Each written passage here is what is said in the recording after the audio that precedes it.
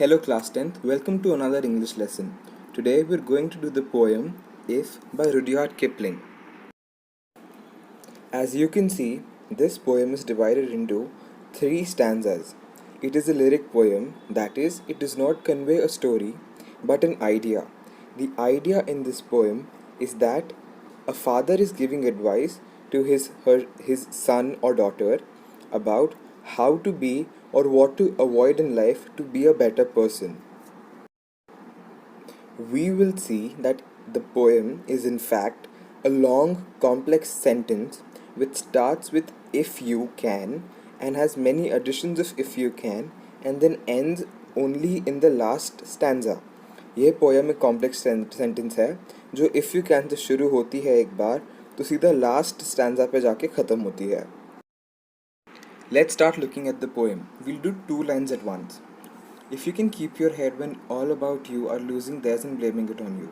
यहाँ पोएट कह रहे हैं कि काफ़ी बार ऐसा होता है कि ऑल अबाउट यू, जो लोग आपके आसपास होते हैं, they are losing their head, मतलब वो ध्यान से सोच नहीं पाते, वो गुस्सा करते हैं, and they blame it on you, और वो आप पे उसका दोष देते हैं.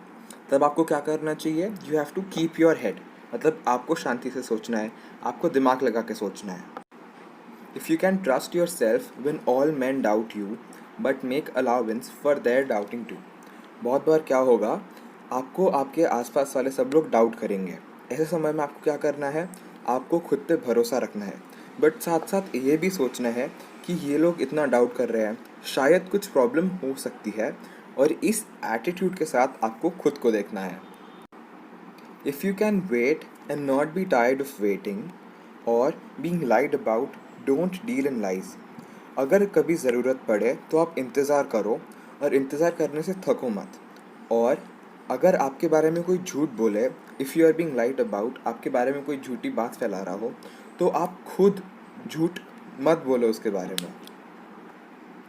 और being hated, don't give way to hating.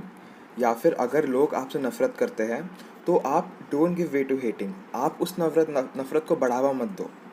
And yet, और साथ साथ डोंट लुक टू गुड, ज़्यादा शो ऑफ ना करे, नॉट टॉक टू वाइज, ना ही अपने ज्ञान का ज़्यादा दिखावा करे. तो जैसा हमने देखा, इस स्टैंजा में पोएट ने क्या किया है, पोएट ने हमें कुछ आइडियाज़ दिए हैं, कुछ सिचुएशन दी है. जैसे कि अगर आपके आजू बाजू वाले सब लोग गुस्सा कर रहे हों और आपको ब्लेम कर रहे हो, या फिर आपके आजू बाजू वाले आपको हेट कर रहे हो, तो पोएट ने सिचुएशंस दी है और उसके नेक्स्ट लाइन में क्या बताया है कि हमने क्या करना चाहिए. तो पोएट ने क्या किया है, पोएट ने 2 ऑपोजिट आइडियाज़ हमको एक साथ प्रेजेंट किए हैं. इसे कहते हैं एंटीथीसिस.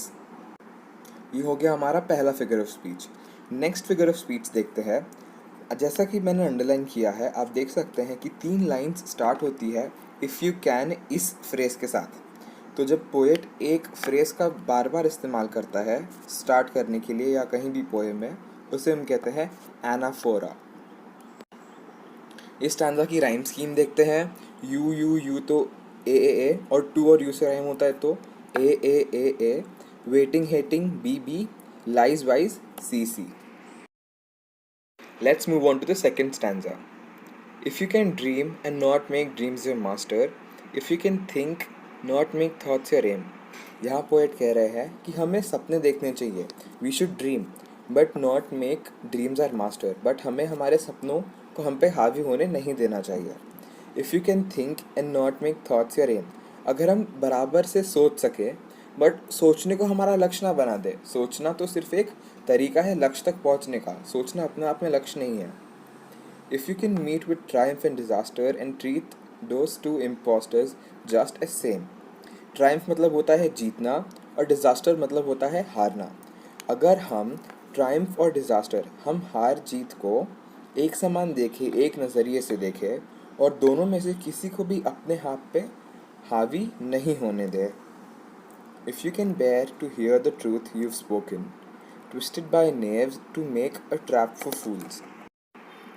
तो काफ़ी बार क्या हो सकता है ना, कुछ लोग क्या करते हैं, अपना कुछ निजी फ़ायदा बनाने के लिए लोग सच को थोड़ा तोड़ मोड़ के मरोड़ के प्रेजेंट करते हैं. जैसे किसी बात को थोड़ा झूठ बोलते हैं ताकि उनको फ़ायदा हो.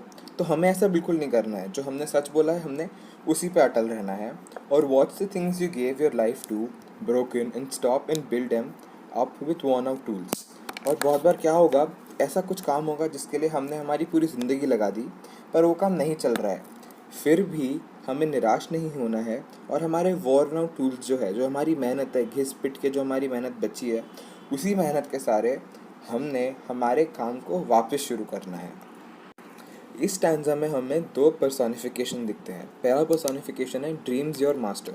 अगर हम ड्रीम्स जो है, पोएट ने उसे एक ह्यूमन लाइक क्वालिटी दी है. क्या क्वालिटी दी है? कि वो किसी इंसान पे राज कर सकता है, इसलिए वो हो गया पर्सोनिफिकेशन.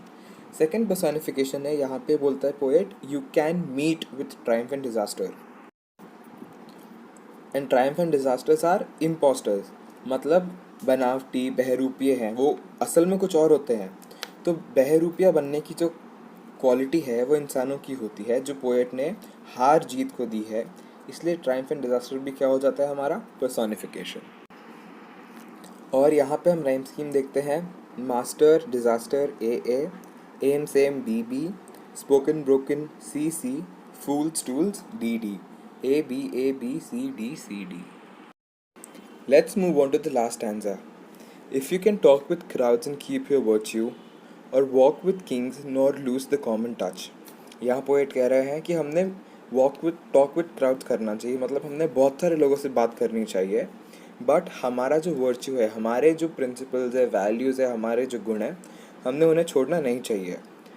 या फिर जब हम बड़े बड़े किंग्स लोगों, बड़े लोगों से बात करते हैं, तो हमारी जो सामान्यता है, जो हम जहाँ से आते हैं, हमने वो गुण नहीं छोड़ना चाहिए. If neither foes nor loving friends can hurt you. अगर ना ही दुश्मन और ना ही पास के दोस्त आपको हानि पहुंचा सके. If all men count with you but none too much.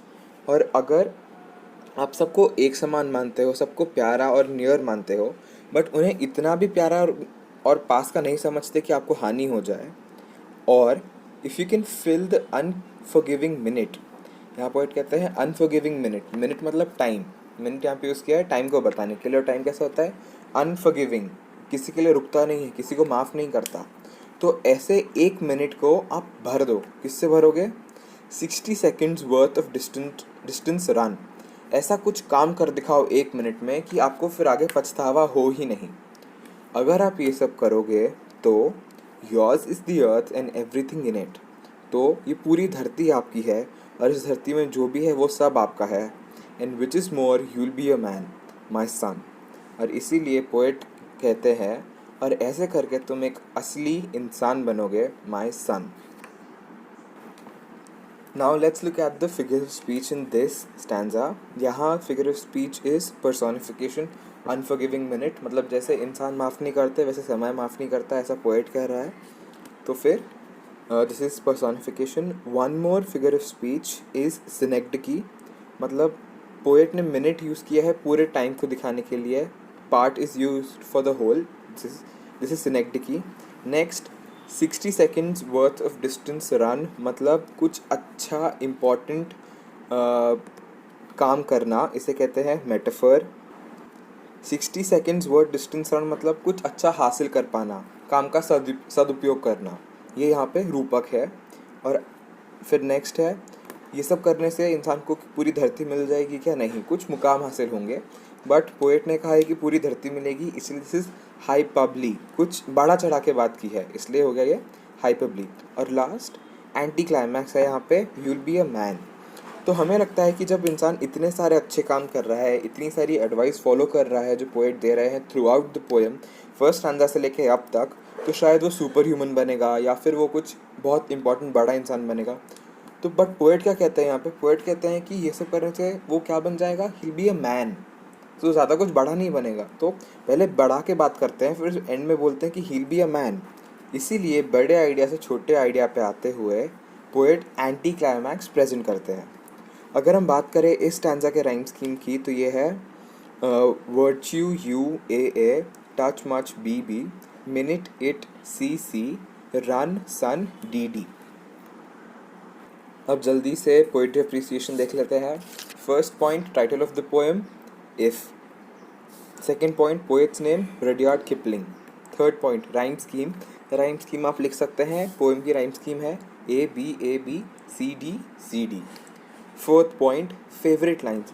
Favourite lines में आपको जो भी 2 लाइंस अच्छी लगती है, जहाँ पे पोएट एक सिचुएशन देते हैं और उनका उस सिचुएशन से कैसे डील करना वो एडवाइस देते हैं, आप वैसा 2 लाइंस डाल सकते हैं।